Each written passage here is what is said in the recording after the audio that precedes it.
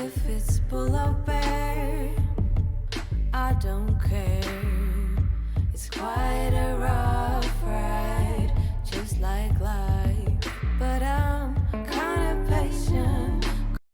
What's going on, ladies and gentlemen? Welcome. I am the Crypto Crow. It's currently about 11 a.m. Eastern Standard Time. I figure rather than try to stream live today and just kind of deal with the low end internet that I've got here, I figured I would just record something and upload it for the day and see what kind of discussion it might spawn in the comments down below. If you like my content, if you appreciate what I do, what I've done since 2017, please drop me a like if you don't mind. Subscribe, hit the alert bell. You know the drill. Obviously, we all have to be reminded. I know I do as well.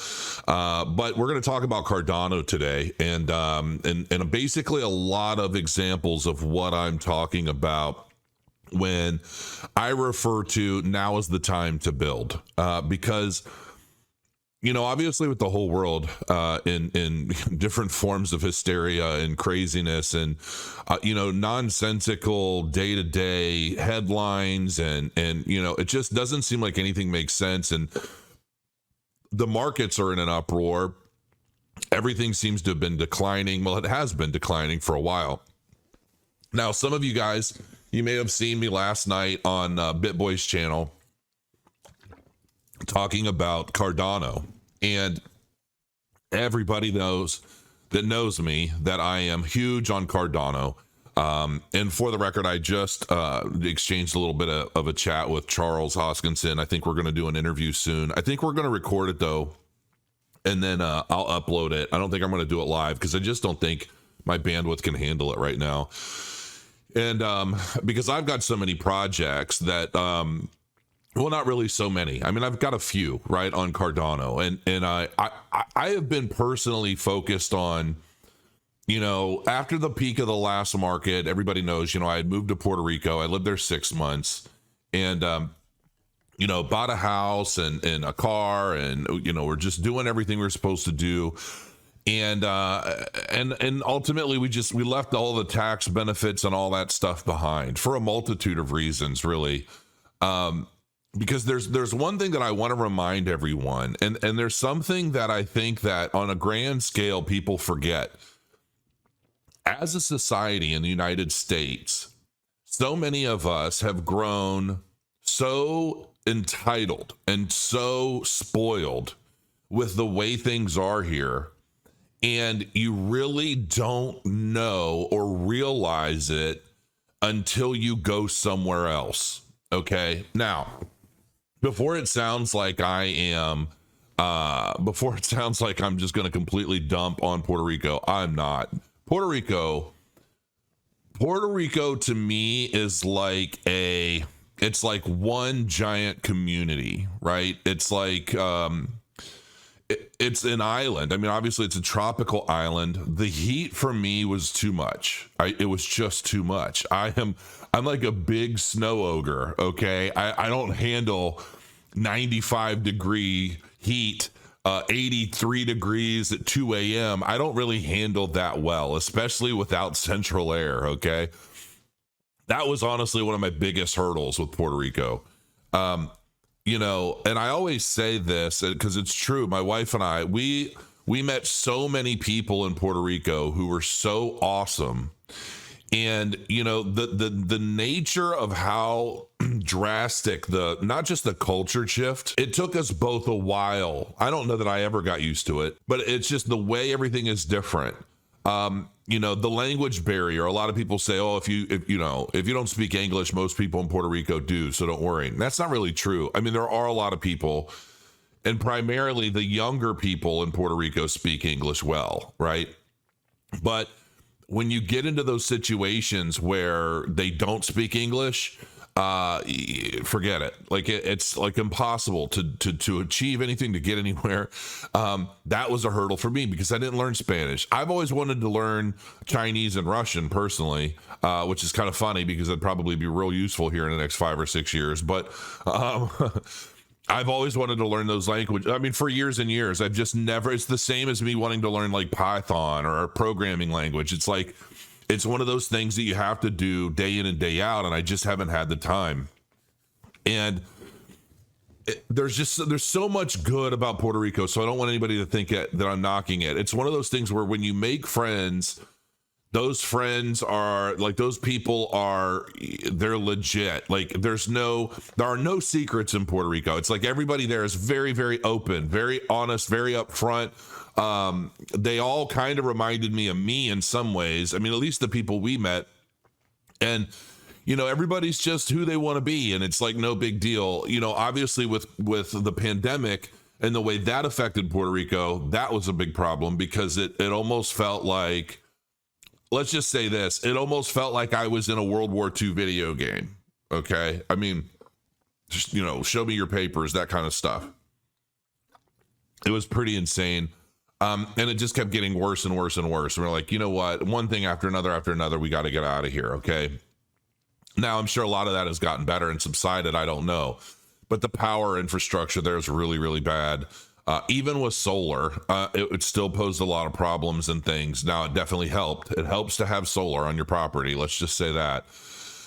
But anyway, in a nutshell, we basically moved away. And given all the experience that we encountered there, you realize just how well we have it here in the States. And I know there's so much craziness going on. I mean, the political nature of the United States has gotten to the point where it's almost all engulfing. I mean, it's invasive. It's a part of everything. It's like, and maybe that's my own bubble at the same time. You could be watching this thing, I don't even know what you're talking about, Crow. I don't see any of that. I don't care. So, and maybe that's true. Maybe it's my algorithms, my social media, my YouTube, my everything that I touch. It's just constantly dumping all of this political stuff on me. And it's probably because I'm always watching it. So my own little bubble ultimately and I wish I could change it. I want to change it. I've tried to change it. I'd much rather, I try to get more comedy and more, fun stuff going on in my algorithms, but it's difficult. So, I guess the point I'm trying to make here is that, yeah, while everything seems pretty crazy, and it is, let's be real. I mean, everything is pretty crazy. It's like the headlines used to be, so minuscule, just hate and just bad, but it was all very, very, very targeted. Now, everything in the world is falling apart, and we're reading about it and seeing it each and every day, and it's depressing. And I get a lot of messages from people saying, yo, Crow, everything is so depressing. I'm so depressed. I don't know what to do. So I'm going to tell you basically what I'm doing and what I'm trying to do to maintain my focus on the future. Obviously you see my Murder of Crows NFT collection. That is it's not a get rich anything. It's just, they're like 10,000 unique, fun crows, right? It's art. It's cartoonish. It's fun. There's utility associated with these. There's just different stuff going on. And like, we're going to be using these for soblocks. We're going to be using these for a lot of different things. There's obviously a treasure hunt that's been ongoing that I checked just yesterday. Nobody solved it yet, which is blowing my mind. I knew it was going to take some time, though. I mean, it gets more and more difficult as you move into it. And I think a lot of people are stuck a little around halfway through. So, and there's 24 of these puzzles and ciphers and things. So, I started this as kind of a fun thing. It's something I've always wanted to do. And, I think we've got, I don't know, like 3,650 of them sold through or something like that. I haven't been doing big marketing pushes. I haven't been trying to build a bunch of hype around them. I kind of want them to just grow and be adopted over time. It's not like, buy these NFTs and you're going to get so rich someday. It's not like that. I don't even want it to be like that. If they grow in value because people are trading them and they like them in the future, great. And I've got some other things that I'm going to show you because, my soblocks, I'm going to show you soblocks. I'm going to show you, these are going to be 3 different NFTs that we're going to be launching for soblocks. And they're basically going to be governance NFTs. And I'm going to explain that in a bit. This one's my favorite. And I created all of this on Midjourney. So if you guys aren't familiar with that, Midjourney is this AI art engine that basically you can type in what you want and refine it and change it. I went through like, I don't know, 30 different renditions of 30 different variations of all these and to get the best one. But all of these are blocks. Everything's built from blocks, right? And it's like building a community of blocks. So, and it worked out really well. This is by far my favorite. It's a block city. And, you know, I'm going to dive into that. One of these days, I'm going to do a full video on Midjourney because it really is pretty cool. If you're not familiar with it, it's pretty slick. So the whole premise of this video is about building. It's about building in the bear market. Now, for a lot of you guys that are out there watching, this isn't necessarily saying build an application, right? Not what I'm saying. What I'm saying is when I say build in the bear market, I mean build your own personal foundation for what we expect to come. Okay. So that could be something as simple as if you don't already have a Cardano wallet or a crypto wallet, get one. Start getting active, start learning how to use it, start learning some of the intricacies of that wallet, how it works, how to send, receive, any other functions, that sort of thing. You're building awareness, you're building your understanding. It's all about building right now. How do you use an exchange? Let me know in the comments below, because this is something I've been really thinking about doing. It's something my wife has said I should do. I want to do a really high-end, informative, really, really detailed course on crypto. And I've done courses in the past. You know, I did one course, I made the whole thing in a day, and it was informative, but I kind of want to start. I've been really thinking I need to build. So much has changed, so much has happened, and there's so many more things to come. And I really want to start capturing those newcomers again and guiding them in the right direction. I feel like I've learned so much in the crypto space since 2017, kind of what to expect, pitfalls that you want to avoid, things that you want to try and avoid.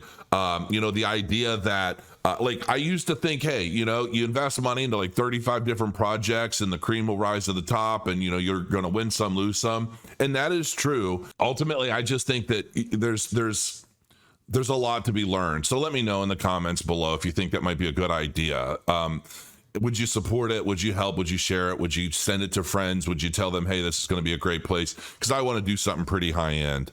Okay, so all that being said, I want to talk a little bit. Like right now, this is Cardano's dev team set to launch the first light wallet. Now, this is the Lace wallet, which I am suddenly very, very anxious to get into. I want to start using this because this looks really, really slick. And right now there's not a lot of information, but if you look at these screenshots and how beautiful the interface is, I'm like, yes, yes, and yes, yes, please. We need this. We need something with all the functionality of like Eternal Wallet, NAMI. I want to be able to see all my NFTs. I want to see everything broken down. And it's like, I love my Daedalus wallet, which is what I primarily use, but I really just, I want, I was hoping that moved a little bit, but no. So anyway, I really like this wallet from what I've seen so far, and I can't wait to use it. I have signed up on their newsletter. I want to get it and I want to play with it. I want to learn how to use it. So that being said, Lace wallet looks like it's going to be pretty sharp. I'm definitely looking forward to this. This is like 4 months old, and it's the newest article I've seen to come out about it. Overall, it's a platform that combines digital assets with an NFT gallery and a DApp connector that includes easy staking to make entry into the Web3 seamless as well as enjoyable. I can't wait. I cannot wait for this. So that's that. Now, Cardano is in the midst of network activity bull run and daily transactions. Here's why. We were talking about this on BitBoy. The NFT volume has just been skyrocketing of late, and it's just been really, really booming, but the price hasn't been moving that much. And I explained a lot of what I believe to be happening on BitBoy last night, where I was basically going into the Ethereum. Like, this is Ethereum, earn rewards while securing Ethereum. There's 12,225,395 Ethereum staked right now.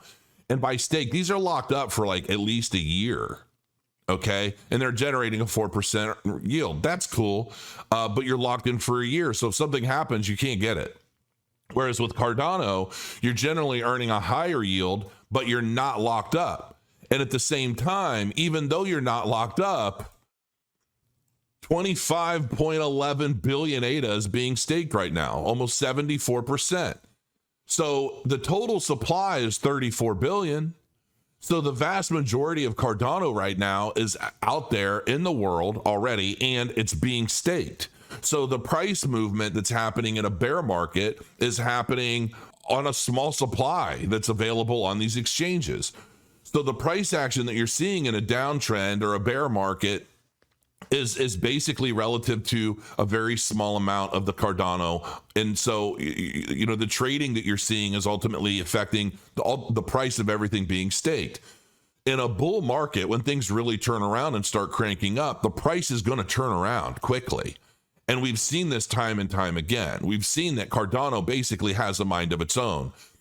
I believe wholeheartedly that Cardano is going to become one of the top. I mean, it already is one of the top, but like top 3 at worst blockchains in cryptocurrency. And I very much believe that it's going to overthrow Ethereum by the peak of this next bull market. I really do. And, there's just too much going on with it. So anyway, fundamental growth of the network has always been a more important factor for digital assets in comparison to the short or even midterm price performance on the market. During Ethereum's activity rally, the price of the second biggest cryptocurrency market ran to the current all-time high of 48.50. Unfortunately, Cardano developers could not deliver NFT technologies during the bull run on the cryptocurrency market, which is why the network missed that wave of new investors who are looking for short-term profit on Ethereum and Solana. That's exactly it. When the next bull market hits, Cardano's going to have it all. And I mean, if you think that going from 2 cents to $3.14 in one bull peak without all of the functionality that it already has, let alone everything it's going to have by the next peak, if you don't think that that's going to be enough to overtake everything out there with security, true decentralization, throughput out the wazoo, all of the benefits that are going to be associated with Cardano, I'm telling you, you're in a delusional bubble, because I'm telling you right now, Cardano is going to outperform the vast majority of everything in the market. And technically, it kind of already is in a lot of sense. It's just not moving in price just yet because nobody's selling it. So that to me is really a big deal. And I mean, this is pooltool.io. I mean, you can see a lot of the statistics right here. This is my node. This is Crow node. Hopefully you guys are delegating to that. I've had this active for so long, and when a lot of pool operators have folded, mine stayed. Mine's up. It did take us like 2 epochs to update to Vassal. I will admit that. And I had other operators loving to point that out. Some of them are, I don't know, some of them are trying to be helpful. Who knows? Some of them legitimately are. But yeah, I mean, we produce blocks. We do really, really well with this. And yeah, I mean, it's pretty solid stuff. So that being said, if you're not delegating your ADA to a stake pool, even if it's not Crow node, you need to delegate it because you're not locked in. You can take it, you can move it, you can do whatever you want with it. Now, granted, if you're staking 10,000 ADA to a node and you end up spending 5,000 of it on NFTs, then you're only going to be generating a yield on the remaining 5,000 after the next epoch. So, but you're not locked in for life. So yeah, I'm looking forward to the Lace wallet, and I'm also very much looking forward to cornucopias. And, for those of you guys that don't know about cornucopias, I've done videos on this in the past. I plan on doing a lot more in the future once I get a build that's going to enable me to start building my land. I have multiple lands waiting. I plan on building on all of them. And I plan on building on all of them because I'm going to be able to do it myself, because the tools that they're building is going to enable me to do that. And this is what I was looking for the other day, is the Copy Wiki. This basically talks about all that. It's updated pretty frequently, but it talks about everything associated with the game, what to expect, how stuff is going to look, everything, man. I mean, they really detail everything about this game in here. I mean, there are videos and charts and all kinds of stuff. It's like an endless sea of information. I highly encourage you to check this out, because if you're into metaverse technology, if you're into Web3 and you're interested in where things are going, I believe, and I know I sound biased as hell, but here's another point. I know I sound biased when it comes to Cardano and some applications that are being built, games and applications being built on Cardano. I know I sound really biased. I'm not. And if I am, my bias is founded from data, from information, from what I'm seeing, not just some faint belief that things are going to be better, but I know what's being built and what this stuff means in the space. Right now, Copy tokens are like 1.4, or no, not even, it's like 0.014 cents. So yeah, like basically a little over a penny. You can get like 1 million of these things for like 14 grand or so. And when they hit a centralized exchange, which is what I'm waiting for, I definitely plan on bulking up, because Decentraland, Sandbox, some of these other metaverse platforms, ultimately, they started around 2 cents, and they got, Sandbox was up to like $8.50. I mean, even if I had a couple million Copy tokens and they got to $1 in the next peak, that's pretty good. So that's ultimately what I'm hoping, but I can see them getting to $2 or $3 by the next peak. So I definitely plan on bulking up on as much of that as I can and getting as involved in cornucopias as possible, because I want my cornucopias, my metaverses, my land, the buildings, everything that I plan on building, I want them tied into things like my soblocks. So yeah, that's basically what I've got going on here, and what I really think is going to be big stuff. So if you don't already know, you got to check it out. Now this is my social media platform. This is Soblocks, and this is going to be big stuff. So anyway, my wife keeps blowing me up. She loves to blow me up when I'm like super busy, and then I don't hear anything from her at all when I'm bored. It's funny how that works. So anyway, this is Soblocks, and this is still very, very limited. I mean, we're still working on stuff. But you can post, you can create your profile. We just added friends, so you're going to be able to add friends. So we're adding a lot of things. And, we have this big description of how we want Soblocks to work. And it's unlike anything anybody's ever done. It's actually kind of ballsy, if I'm going to admit. But let's just say the cream either rises to the top or it goes away. And there are going to be public upvotes and voting for content. We want to set it up so that you can have public content,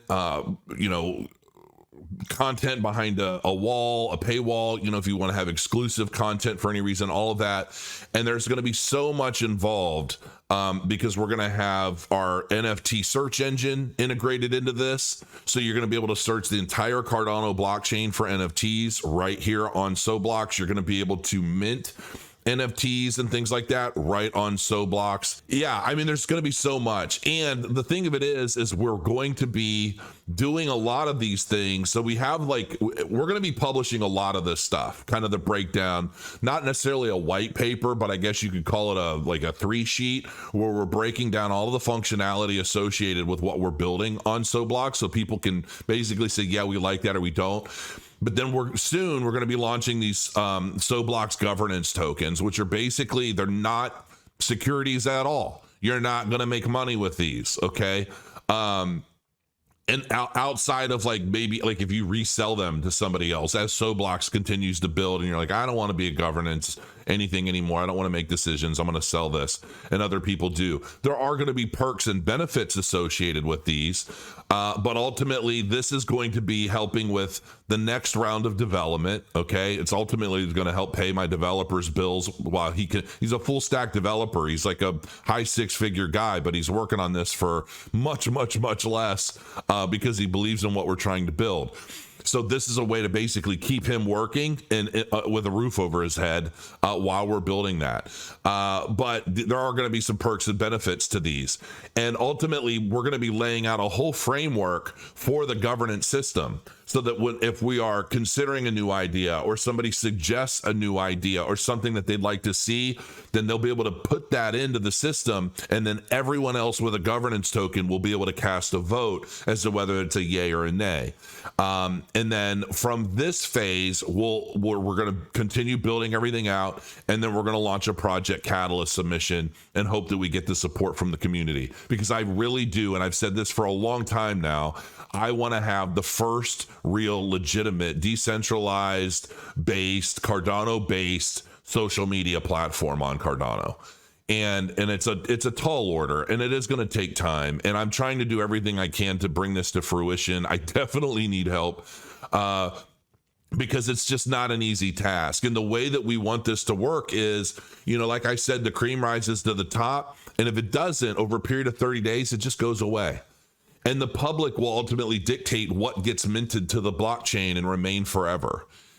And because there are costs associated with minting to the blockchain, right? And so it's almost like everything you do is campaigning. You're trying to build a community around your page. This isn't just I don't really want this to be like a Facebook in the sense where it's like, okay, invite, you've got 5,000 people that you don't even know, that don't really care about anything you say.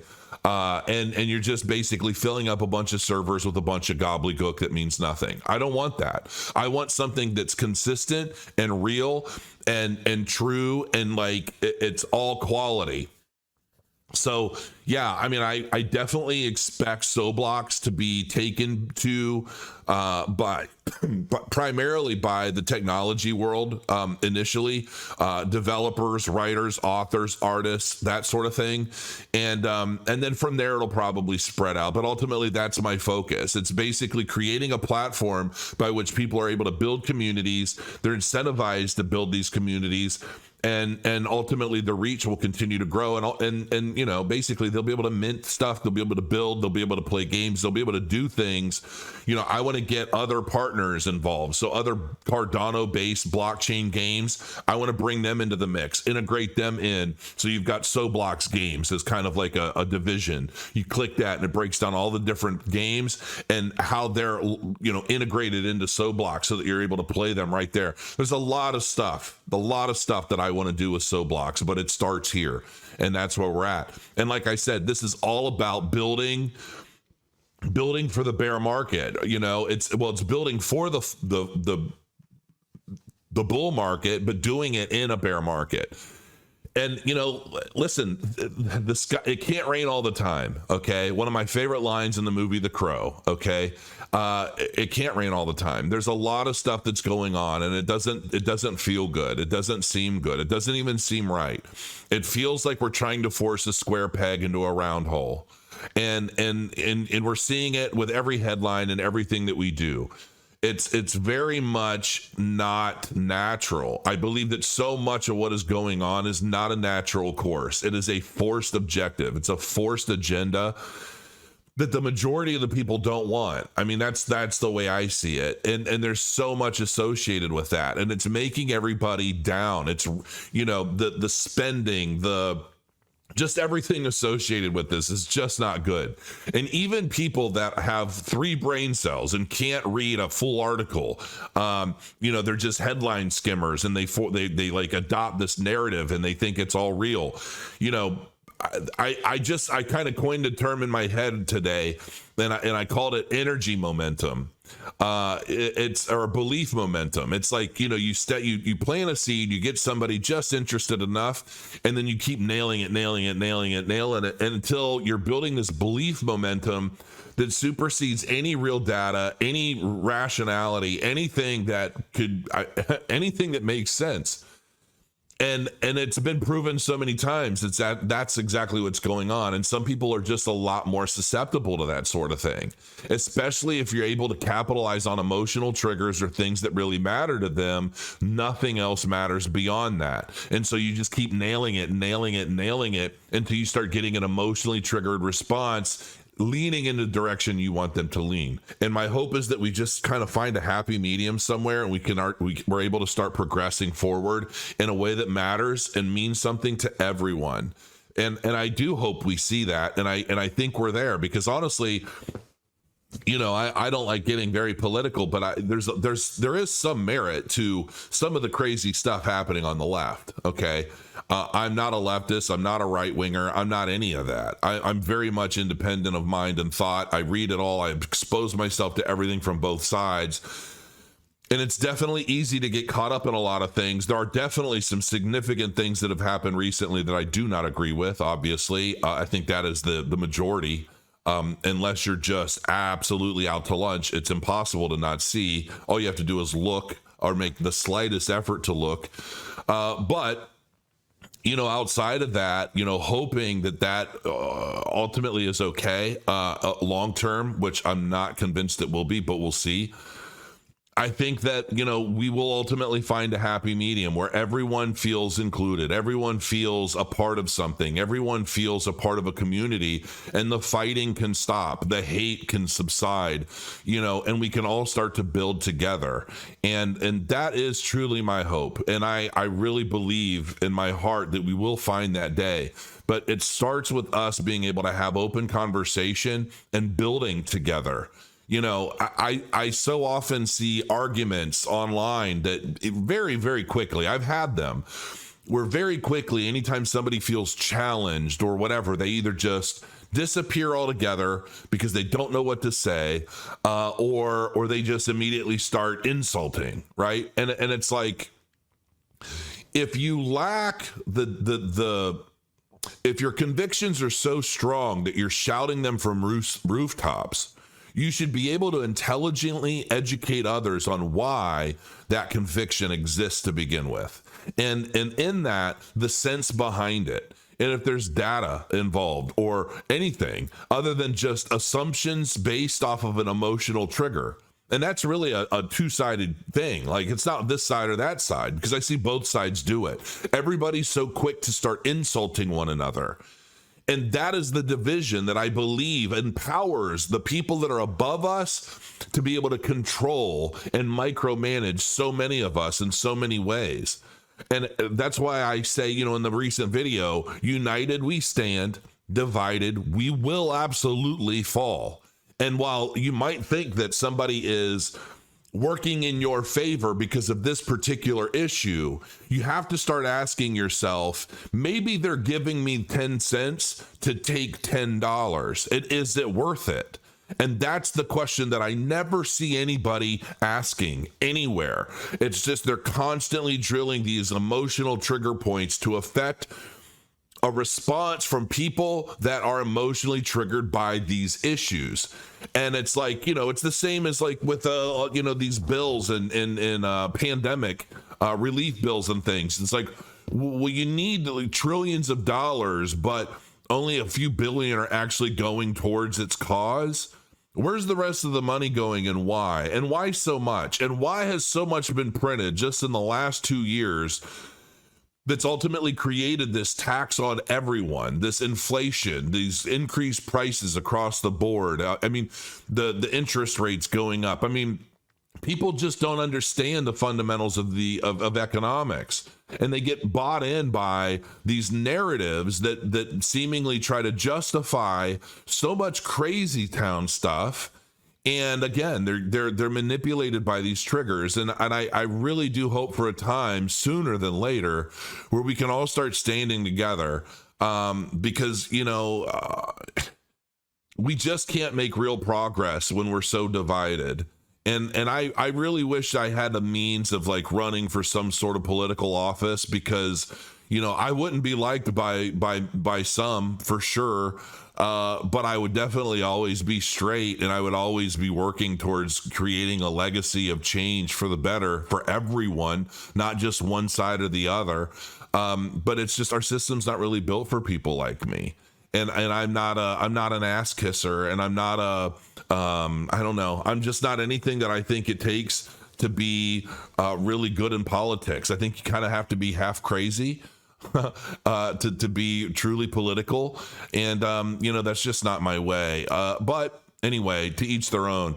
I know I've rambled a lot in this video. It's 36 minutes long, and I'm not even live. So, there's a lot of thought, but I guess I'm just kind of rambling a little bit, just sharing some of my thoughts for the day. It's Tuesday, 10:25. I guess in the grand scheme of things, all I'm saying is now really is the time to start focusing on what you believe, what you want to achieve, and start doing it. Because the market is cyclical, and I don't care what anybody says or how bad things get, it will get better in time. And how you come out ahead is going to depend on what you do right now. So continue educating yourself, spend some boring hours reading about things that you may or may not be interested in specifically. Like if you're in crypto, maybe you only like NFTs, but maybe you spend some time learning about the technology that empowers them. I'm looking to get into the Airbnb business. I want to basically launch a few Airbnbs as a side project, some passive income streams. Not really passive. You kind of got to work for it a little, but but income streams and outside of the crypto space. We've got a few years, I believe, until we really see any big money in the crypto space. We've got a while.